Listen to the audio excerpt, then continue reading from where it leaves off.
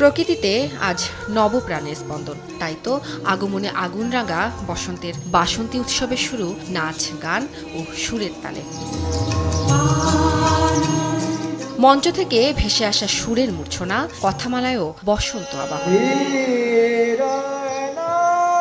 নতুন এই ভোরে সোনাঝরা আলোতে ফাগুনের বন্দনা।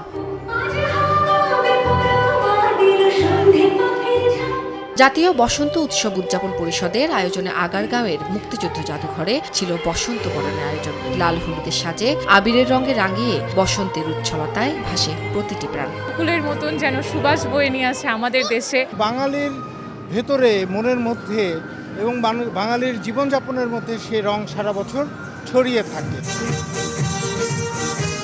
বসন্তের এই আগমনে প্রকৃতির সঙ্গে বাঙালির হৃদয়েও লেগেছে দোলা। সব কুসংস্কারকে পেছনে ফেলে বিভেদ ভুলে নতুন কিছুর প্রত্যয়ে সামনে এগিয়ে যাওয়ার স্বপ্ন সবার। আমাদের প্রত্যেকটা মানুষের মধ্যে যেন মেলবন্ধনটা থাকে। সেফলি সবাই যাতে মন খুলে আনন্দ করে এরকম উৎসবগুলোকে বরণ করতে পারে। সুস্থ সংস্কৃতি যেটি, তার অবাধ বিকাশ, কোথাও যেন কোনো শেকল না থাকে।